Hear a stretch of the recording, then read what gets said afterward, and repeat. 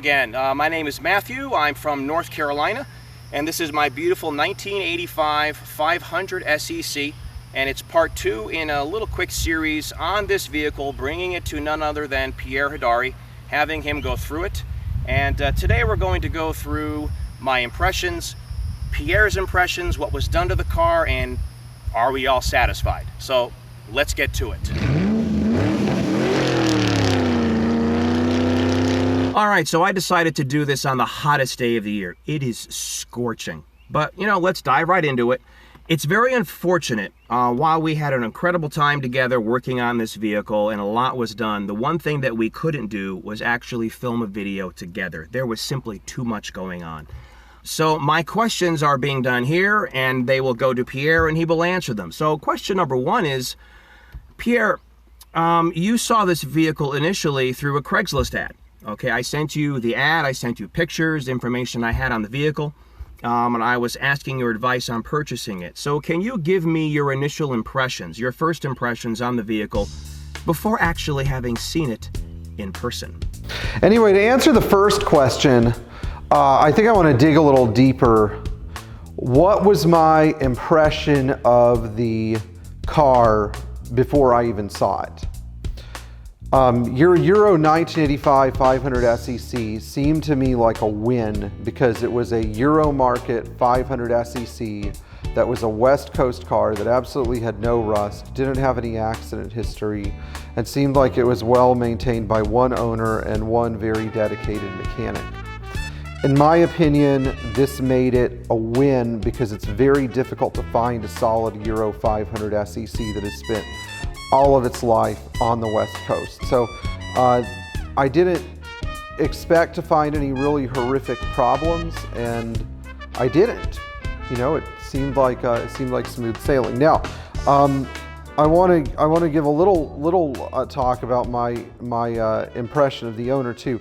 When I first met you, you contacted me while I was in France in 2018 for Retromobile about Aaron Householder's 450 SEL 6.9, and I said, you really have to see the car and experience the car to determine if you want a 6.9, both a bad one and a good one, to determine if you're really willing to do the work to get it all the way there. And I think that what we came to is that you wanted another SEC. The 126 SEC is not a car for people who want an easy car to take care of. It's a car for an obsessive, meticulous, dedicated, intelligent, and thoughtful person. And generally, I don't meet people with SECs who are just bland, navigating the slow-moving river of life with no ambition or direction. You're not what the meme community would refer to as a doomer. You're basically, anybody who owns an SEC really is basically the kind of person who wants to get the most out of life. So it made me look forward to meeting you a lot because it seemed like you and I shared some common personality traits. So my second question would be, once I got there to you in Florida, you saw the car and you started looking through it, then what was your impression? What were you thinking? Now, my impression of the car when I actually saw it was highly favorable. I looked at the car and I said, this is going to be easy. Apart from the challenges with the driver's door window, which I know didn't turn out to be perfect, but it did everything it was supposed to do in the end, which made me really happy. I found the car to be one of the most easy and fluid cars to work on. While no car will ever be perfect when we're done with it, I realized that our repairs, from replacing the center vent actuator to repairing the lower ball joints in the car, were all typical 126 repairs, but the car didn't need anything above and beyond that. So that gave me a lot of confidence in this specific car. But when I first saw the car, I was just absolutely floored. I mean, the 126 coupe is so gorgeous in black. You picked the right wheels to complement the car. It seemed like that car was just meant for you, and I could feel that you had bonded with this car in a way that hopefully will make you two inseparable. What amazes me most of all is how much work was done in just a few days' time. The invoice is multiple pages long. So much was done, so much was accomplished. So my next question to Pierre, when you were working through the vehicle and as the process was moving along, what were you thinking? What were your impressions? Just give me your general thoughts.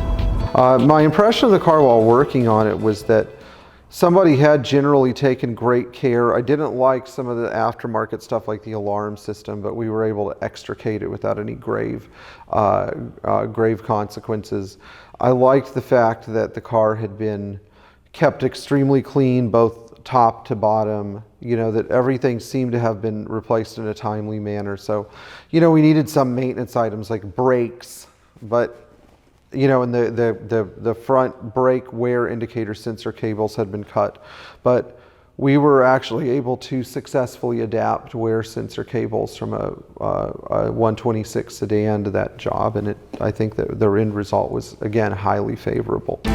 Finally, my ultimate question to you, Pierre, is once all the work was completed, the 3 days were over, and I left, do you think that I had made a good purchase? Was this a smart investment? Did I choose wisely?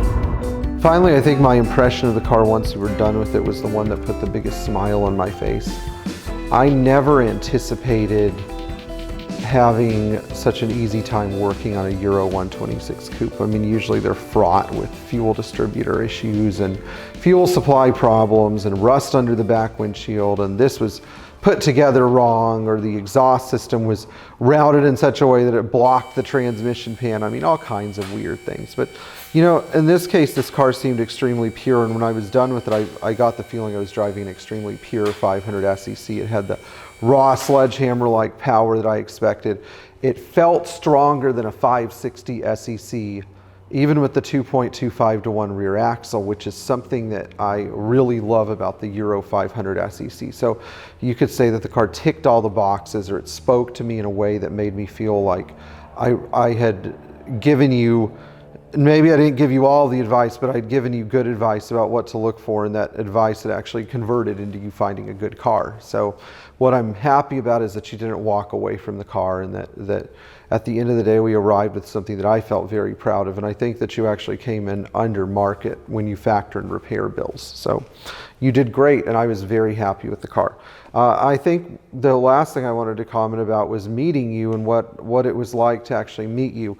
First of all, I find that despite some of the struggles and obstacles we face as we get older, two things happen. Either we shrug them off and keep moving forward, or we just walk around with a pair of pissed pants and allow that to drag us down. And you, my friend, belong in the first category. So it made me feel really good to meet you and connect with you in a personal way and on a personal level, which is my goal for every person that I meet. But I think that some people get more out of this than others, and it was really wonderful actually getting to know you as a person, because I don't get the same level of human interaction out of my work as a Mercedes mechanic that I did, when I was in college, working in psychology labs, or working at my dad's shop when I was in high school. This is more the kind of human interaction that I actually want, where I get to know people and form friendships with them because of a common love, not just of the cars, but of things that are built right and are made to a high quality standard. So it was nice meeting another intelligent, like-minded person who appreciates these cars. I'm proud to call you a friend. And I